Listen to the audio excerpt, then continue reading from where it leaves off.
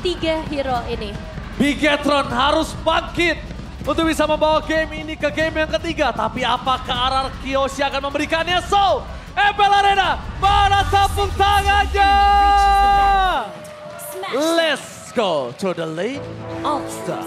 Langsung saja kita masuk ke dalam game yang kedua setelah 1 poin sudah berhasil di-secure oleh RRQ Hoshi. Dan sekarang membawakan sesuatu yang bisa dibilang berbeda cukup jauh dibandingkan dengan game yang pertama. Eman yang ngebawain Ruby ya, mampukah dia bertahan? Karena kita tahu ya untuk permainan agresif ini bisa banget kalau misalnya mau dimainkan. Karena rotasi cepat dari trio mid untuk RRQ. Wow, kita lihat di sini Vin. Salah satu power early game yang akan coba dipaksakan mendapatkan first spot di sana mencoba menuju ke arah seorang Reigns. Dengan satu flicker yang ditahan, Vin, bayangkan dia masih bertahan tapi Idok! One last hit! Ternyata baitnya tidak termakan oleh para pasukan dari tim Bigetron by Vitality. Sedangkan Sosojin kali ini mau tidak mau menggunakan retribution-nya untuk menghindari invasi jungle yang dilakukan oleh seorang Shogun. Nah itu tapi pressure awal yang benar-benar maksimal ya untuk menghadapi teman-teman dari RRQ. Karena satu spell tadi setidaknya udah berhasil dikeluarkan juga. Dan Reigns juga akhirnya nggak bisa terlalu jauh meskipun memang masih ada pertukaran damage yang bisa mereka berikan. Dan kalau kita ngelihat juga secara keseluruhan ini bakal jadi typical season yang mungkin nggak terlalu sakit tapi dia akan cukup tanky juga. Dan secara output damage memang akan sangat mengandalkan ke arah Yushenshin berarti. Atau mungkin ke arah Ruby karena ada beberapa emblem fighter yang pastinya bisa memberikan output damage juga. Tapi ya area yang berbeda untuk XP dan juga di area gold lane-nya ini belum ada dominasi apapun yang bisa kita lihat.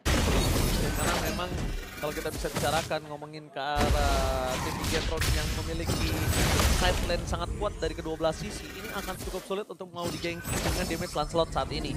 Mereka butuh banget Parsha, mereka butuh banget anti-regen untuk bisa memberikan impact. Dan sedangkan Bigetron bisa membalikan seluruh keadaan dengan crush control yang mereka miliki. Ini dia sifat yang sangat kuat dimiliki dari Bigetron by Vitality. Reds kali ini belum bisa melakukan cover. Dan mau tidak mau Reds harus berdua ke arah belakang. Melepaskan turtle pertama mereka untuk para pasukan dari tim Bigetron by Vitality adalah sebuah jawaban yang paling tepat. Karena hidup gak bakal mampu untuk bisa menang yang bisa diberikan oleh Samsen Nile. Lihat apa yang dilakukan Nile. Dan kalau satu snowballing yang dilakukan Nile tidak dihentikan oleh para pasukan dari tim RRQ, mungkin game ketiga bisa menjadi sebuah jawaban. Ya, tapi ini setup turtling yang emang cukup nyaman ya buat Bigetron. Mereka bawa typical hero yang emang tiga-tiganya tuh sering banget dipakai menjadi pelaku untuk zone out. Dan kalau kita ngelihat juga dengan satu pemain yang tadi tertinggal, ya poin eliminasi jelas bisa disecure oleh Bigetron. Pertanyaannya dari RRQ, gimana caranya untuk mereka melakukan pertukaran dalam posisi seperti ini, Prof? Dalam keadaan kalah ya udah pasti nungguin dulu buat toynya ya. Karena power spike mereka akan ada di mid game nanti. Harit, Lancelot. Ini udah punya item bakal powerful banget soalnya dua-duanya. Oke, tapi lihat. Ngomongin ke arah Lancelot yang struggle seperti Nile di game sebelumnya, ini menandakan memang cukup sulit untuk bisa bergerak dalam kondisi saat ini. Para pasukan dari tim RRQ mereka dipaksa ditelan Resya karena Resya udah nggak berdaya di atas Shogun. Ini yang kita sempat bahas head to head antara mid laner dan juga EXP laner sangat benar-benar membuat lane up down menjadi ceria dan meriah untuk di match yang kedua. Aktif banget sih dari Finn, terus juga kita ngeliat dari sisi XP lanernya sama seperti Idok yang akan memberikan sedikit pressure tambahan di area top lane karena mereka butuh supaya toynya nggak terlalu terganggu. Kita tahu bagaimana power dari Ruby juga untuk menahan hero-hero yang punya efek dash dengan Doran Wolf King ataupun dengan I'm Offended-nya. Jadi ya untuk saat ini temponya bakal dipaksa lambat terlebih dahulu. Mereka juga nggak mau terlalu mengambil resiko di awal, bro. Nanti udah pasti bakal ngerepotin sih Eman untuk teamfight panjangnya. Jin juga nggak bakal bisa asal masuk. Terutama buat Toy, dia bisa benar-benar di stopper. Purify-nya mungkin bakal trigger dengan mudah, tapi mungkin kita bakal lihat di setup turtle yang kedua karena kebetulan mumpung ada di gold lane nih dari turtle selanjutnya. Selama nggak ada anti-regen, Shogun akan bersinar tapi Reds akan menjadi target utama. Menuju ke arah Nile tapi flicker more defensive sudah dikeluarkan sempat termasuk dari si RRQ mau masuk team fight. Tapi Finn seorang diri depan sana, Reds belum ada lagi di Fortune yang bisa menyelamatkan dirinya. Membuat Revitalize di pop up oleh Idok dan akhirnya Bigetron tetap mendapatkan poin yang sangat mahal. Reds termakan. MVP di game sebelumnya seakan-akan gak berdaya kali ini. Iya, satu pemain yang akhirnya nggak bisa bergerak karena banyak banget stopper yang dimiliki oleh Bigetron dan ini akan menjadi turtle kedua di tangan Nile berbanding 180 derajat dibandingkan dengan game sebelumnya. Tapi jelas untuk RRQ mereka juga emang masih butuh waktu ya untuk bisa kasih output damage. Oke, Riz termakan. Manisan Moreno flick power defensive dikeluarkan menuju ke arah Pain. Tapi nampaknya Sosojin sudah melihat ada potensi yang bisa di take down dan Shogun menutup deny rotasi yang sangat manis. Selama tidak adanya anti regen, selama tidak bisa menghentikan pergerakan dari Esmeralda dan Toy. Instant kill habis didapatkan dan damage yang sangat besar membuat para pasukan dari tim Pinketron. Mereka mendapatkan Toy, tapi sayang sekali Res hanya bisa menukarkan dengan adanya Nile. Karena damage yang masih belum cukup. Ini Final Pursuit membuat double kill dari tim Pinketron. Dan Sosojin dipegangin oleh Shogun. Ini dia, EXP Laner. Pinketron mendapatkan keuntungan di mid lane itu berkat Shogun yang megang Karasal Sosojin dan Pain. Membuat Riz ter-takedown. Burung Riz benar-benar tidak bisa bermain, cukup liar kali ini di lane up down. Ini bakal jadi berbahaya. Pembatasan pergerakan ke arah para pemain dari RRQ dan bahkan satu alter turret di bagian bottom lane. Ini akan langsung diamankan juga oleh Bigetron. Ngebuat mereka pegang keunggulan bahkan sampai ke angka 3.000 gold lebih unggul, Prof. Ya jujur ini gara-gara turtle yang bahkan bisa jadi perfect turtle loh gara-gara zoning outnya dari Shogun. Shogun bener-bener pegangin banget Setsujinnya, dealing damage-nya gak maksimal. Dan bahkan Toy-nya itu ditutup farming-nya. Ada Fun. Oke, ini ada MPLIDX streamer, tentunya ada Fun. Ya, ada Fun. Fokus banget nih ya. Lagi fokus. Iya, lagi fokus, lagi melihat permainan ya kan. Dan sedangkan kalau kita lihat dari RRQ, bener-bener Shogun ini kayak selama ada Shogun, RRQ nggak bisa gerak. That's it, David. Iya, setuju sih. Karena dia bisa menyerap siapapun, output damage-nya juga lumayan berasa. Bahkan terutama untuk menuju ke arah Res ya. Ini yang nge-shutdown Res jadi satu jawaban sepertinya di dalam game yang kedua setelah belajar dengan apa yang terjadi di game yang pertama. Dan sekarang dengan kehadiran Turtle yang ketiga, apakah ini akan menjadi perfect Turtle? Melihat power zone out yang masih besar dan RQ sepertinya juga belum bisa menciptakan momentum-momentumnya. Masih jarang banget aku ngelihat adanya Glorious Tackle untuk ngebuka team fight besar. Masih susah juga sih buat dapetin team fight yang manis karena gak ada hero yang momen banget buat RRQ. Gak ada yang bisa ngebalikin momen ini. Gak ada. Karena ya balik lagi, dari awal kan kita udah bilang Khalidnya bakal agresif banget. Dia pengen menguasai area sungai. Bareng sama Zuxin, wah double agresif. Lihat Idok dari tadi yang jadi korban. Dan sekarang bahkan karena udah ada Glowing One, Idoknya bakal susah banget buat dapetin regenerasi HP yang seimbang dengan Finn. Waduh, memang mau tidak mau ya. Memang harus ngambil Shogunnya dulu sih itu. Iya ya. Mau nggak mau. Tapi lihat Raging Shetstorm telah dikeluarkan menuju ke arah Toy. Tidak mau terlalu terburu-buru dengan Anek Zaman. Force membuat para pasukan dari tim RRQ. Mereka sampai ditemenin ngejungle-nya, lihat. Sedangkan Nile bebas seorang diri. Bebas mau kemana aja, suka-suka Nile. Dia udah bisa traveling ya kemana aja tanpa adanya gangguan sama sekali. Nggak ada yang nyariin juga karena cukup nyaman buat 4 pemain Bigetron lainnya. Mereka masih bisa pegangin untuk lane atas ataupun di bagian mid lane yang belum tersentuh sama sekali juga. Dan di sini dari Idok, dia jadi punya banyak banget job desk. Mau buka inisiasi agak susah karena dia juga harus nampung damage-nya. Apakah cukup damage-nya menuju ke arah Eman dengan Summer Force dikeluarkan dengan Banner Attack dan Flicker bakal dikeluarkan. Eman still survive. Lihat di belakang sana, Finn termakan oleh permasukan dari tim RRQ. Riz menjadi pertukaran mereka yang sangat mahal. Tapi Toy gak ada jalan untuk pulang selain mundur ke arah belakang karena Shogun terlalu kuat. Nile is coming. Memporak-porandakan para pasukan dari tim RRQ dan bahkan Eman. Kali ini masih bertahan. Moreno tidak bisa ditumpahkan.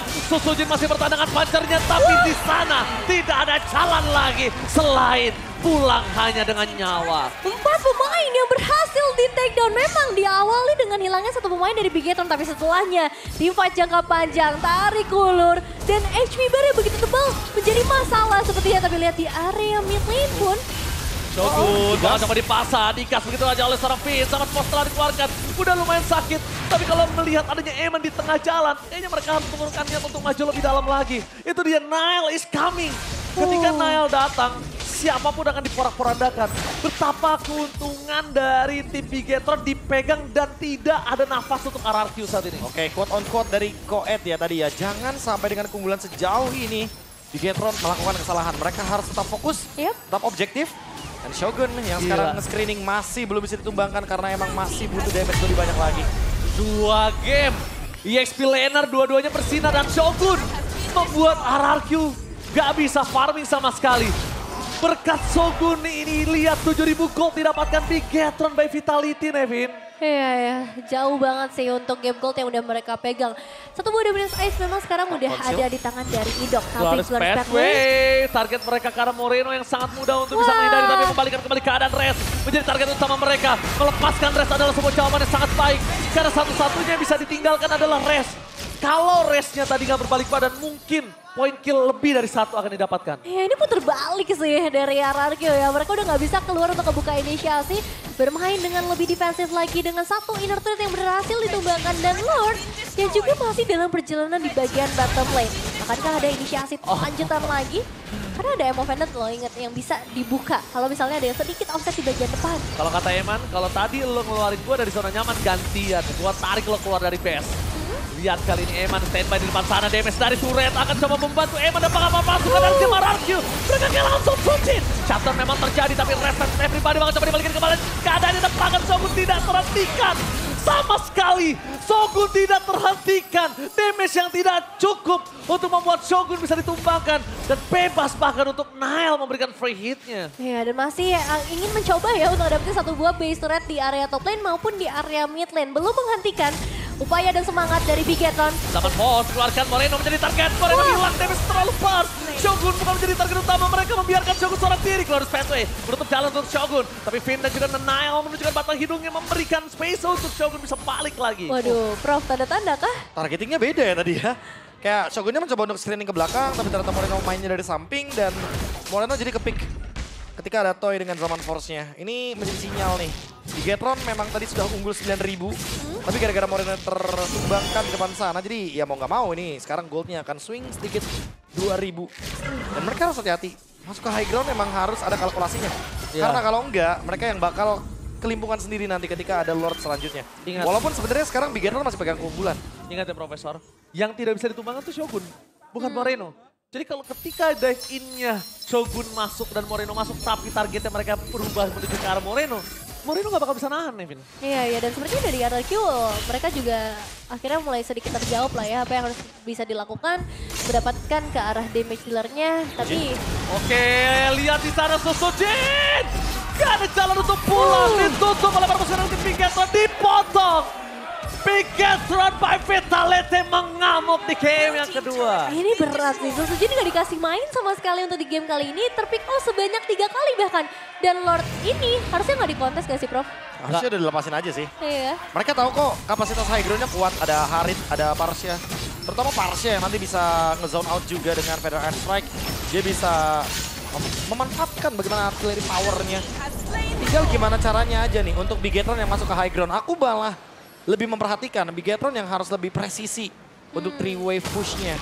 Jangan sampai mereka menyia-nyiakan Lord ini karena yang ditakutkan adalah nanti ketika sudah mulai masuk late game, Eman itu power spike-nya berbeda dengan Marksman loh. Iya sih, ini yang jadi satu pembeda juga ya. Bukan seperti Harit misalnya yang bakal punya damage yang masif. Tapi Eman yang justru harus memperhitungkan momentum-momentum yang bisa diciptakan juga sebagai seorang Ruby. Dan untuk saat ini pressure-nya tetap akan ditekan terus sama Bigetron. Mereka udah ngebawa Awakening dari 3 arah yang berbeda dan Lord pun sedang dalam perjalanan di area tengah. Ngebuat dari RRQ ini satu kesempatan yang sangat penting. Jangan sampai ada mistake yang ngebuat mereka harus mengalami kekalahan. Oke, mereka langsung berhadapan dengan adanya Lord di depan base turret mereka di arah tengah. 3 lane mendorong secara bersamaan. Membuat para pasukan dari tim Bigetron by Vitality akan langsung melakukan grogotin seluruh base turret mereka. Langsung dapetin mid dan juga bottom lane. Itu menjadi target utama mereka, diangkat begitu saja. Rest dengan adanya satu Fenresek mencoba untuk mengusir mundur. Susujin tidak mau tahu terburu-buru karena dia tahu tidak akan kuat masuk lebih dalam. Langsung ada Console Gaming. Mereka masih cukup untuk bisa bertahan dengan Lord yang sudah ditumbangkan. Tapi dengan satu wave terakhir apakah bakal coba dipaksa kembali. Bigetron harus sabar. Bigetron gak boleh memaksakan. Kalau Bigetron memaksakan keadaan, ini bisa dibalikin keadaannya oleh RRQ. Ya, hal yang sama dari RRQ pun yang juga harus sabar. Mereka masih punya defensive high ground yang cukup tinggi. Dan mereka masih punya output damage yang bisa ngebalikin keadaan. Raging Deathstroke! Karena Toy menjadi target utama dengan ada Zaman Force masih bisa menghindar dan Eman tertangkap di depan sana bersama dengan seorang Finn. Gak ada jalan untuk pulang, double kill didapatkan. 30 detik. Ini dia yang baru kita tadi sampaikan, mereka harus sabar. Mereka harus sabar dan mereka tidak kenal sabar nampaknya. Ini dia yang kita bahas, kesabaran. Ya kan cukup berbahaya kalau misalnya terlepas. Karena dengan satu momen tadi aja kehilangan 2 pemain. Berarti dari RRQ bisa langsung ngedapetin outer turret di area mid lane, Prof. Wah, keuntungan mulai berbalik ya. Karena balik lagi dengan keuntungan tadi di area Lord. Mereka unggul lagi 9.000, sekarang 7.000 lagi. 2.000 gold swing. Betul-betul menjadi sebuah Nael standar. udah ngedes. Langsung ada Saman Force menuju ke arah Shogun. Ini berbahaya sekali tadi kalau Nael ngedes dan bahkan lihat retributionnya nggak berhasil mendapatkan purple buff. Berhasil nggak sih? Enggak kan? Ya. Oh dapat. Masih dapat. Dapat. Satu buff Sekarang terakhir. emang balik lagi ya. Toy udah punya damage, dia udah punya Holy Crystal. Dan Rest dia punya Winter Crown. Jadi Bigetron harus hati-hati ketika ingin mencoba untuk melakukan pick. Mereka bisa makan depan dulu kok, mereka bisa makan idok dulu kok. Nggak harus langsung engage ke belakang. Yeah. Kecuali kalau emang mereka mau tutup ultimate-nya Rins. Menurutku di sini Bigetron betul-betul harus presisi. Tidak boleh terlalu terburu-buru, tapi nggak boleh terlalu lama juga. Shogun masuk terlalu dalam, gak boleh terlalu dalam. Ingat Shogun, dia gak sekuat sebelumnya. Udah mulai turun powernya Profesor. Ya, tapi kalau misalkan nanti ada item seperti Immortality atau Winter, dia sebenarnya masih bisa dive seperti tadi. Iya. Cuma harus diingatkan sekali lagi, RRQ masih kurang juga nih dari segi item life bane-nya. Cuma ada di Rest dengan Dominance Ice dan juga dari Rins Glowing One. Iya. Idok punya sih, Idok. Idok punya, tapi kayak Idok dari tadi kan gak ketemu sama Moreno. Iya sih. Iya sih, itu yang menjadi pembeda juga ya. Ngebut dari RRQ kayaknya susah banget untuk ngedapetin tipikal fighter-fighter yang dibawakan. Banyak banget fighter yang memang dimainkan. Dan sekarang fokus ke Lord yang sudah Statway. Oke, target mereka menuju ke arah Eman. Lihat Shogun di arah belakang dibiarkan seorang di Lasora Idok menjadi tangga utama dan Idok termakan. Tapi Saman Force terlalu kuat membuat Eman tertinggal bersama dengan seorang Pin. Damage yang tidak bisa dibendung pada sekarang Bigetron membuat parusukan RRQ. Mereka membalikkan keadaan dengan 3 momen hilang. Shogun memang menangkap Prince. Nile is comeback. Tapi jangan lupakan masih ada Toy bersama dengan Susuti di depan sana. Mencoba untuk bertahan. Membalikkan kembali keadaan. Dan bahkan Nile dengan Saman Force yang mencoba dihindari one by one situation. Nile berhasil memenangkan one by one situation dan Toy gak bisa menyelamatkan base mereka. Bigetron memaksa RRQ ke game yang ketiga. Game ketiga yang akan kita saksikan.